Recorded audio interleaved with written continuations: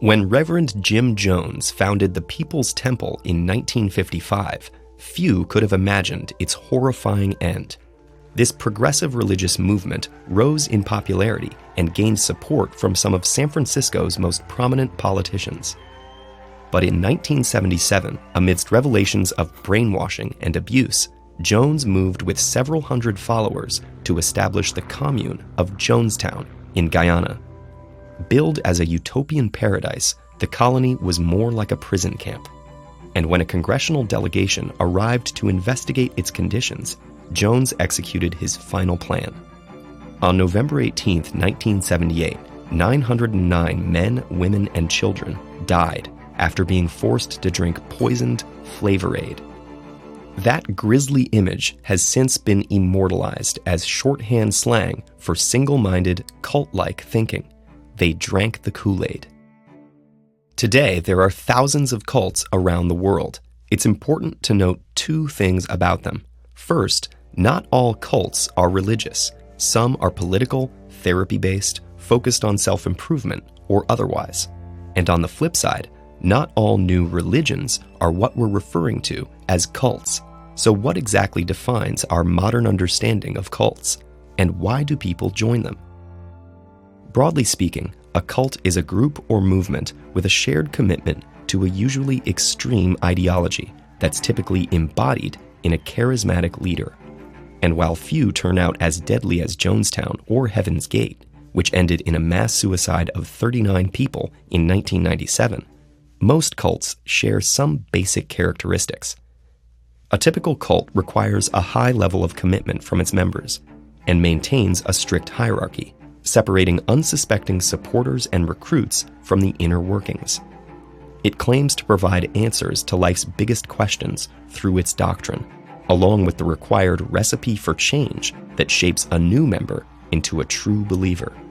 And most importantly, it uses both formal and informal systems of influence and control to keep members obedient, with little tolerance for internal disagreement or external scrutiny. You might wonder whether some of these descriptions might also apply to established religions. In fact, the word cultus originally described people who cultivated the worship of certain gods by performing rituals and maintaining temples. But in time, it came to mean excessive devotion. Many religions began as cults, but integrated into the fabric of the larger society as they grew. A modern cult, by contrast, separates its members from others. Rather than providing guidelines for members to live better lives, a cult seeks to directly control them, from personal and family relationships to financial assets and living arrangements. Cults also demand obedience to human leaders, who tend to be highly persuasive people with authoritarian and narcissistic streaks motivated by money, sex, power, or all three. While a cult leader uses personal charisma to attract initial followers, further expansion works like a pyramid scheme, with earlier members recruiting new ones. Cults are skilled at knowing whom to target, often focusing on those new to an area, or who have recently undergone some personal or professional loss. Loneliness and a desire for meaning make one susceptible to friendly people offering community. The recruitment process can be subtle, sometimes taking months to establish a relationship. In fact, more than 2/3 of cult members are recruited by a friend, family member, or coworker, whose invitations are harder to refuse. Once in the cult, members are subjected to multiple forms of indoctrination. Some play on our natural inclination to mimic social behaviors or follow orders. Other methods may be more intense, using techniques of coercive persuasion involving guilt, shame, and fear. And in many cases, members may willingly submit out of desire to belong and to attain the promised rewards. The cult environment discourages critical thinking, making it hard to voice doubts when everyone around you is modeling absolute faith. The resulting internal conflict, known as cognitive dissonance, keeps you trapped, as each compromise makes it more painful to admit you've been deceived. And though most cults don't lead members to their death, they can still be harmful.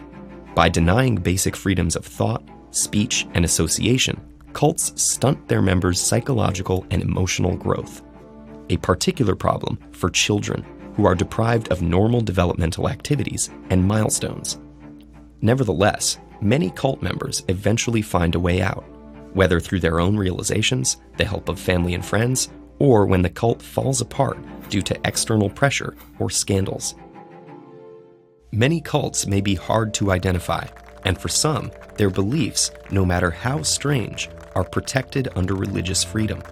But when their practices involve harassment, threats, illegal activities, or abuse, the law can intervene. Believing in something should not come at the cost of your family and friends. And if someone tells you to sacrifice your relationships or morality for the greater good, they're most likely exploiting you for their own.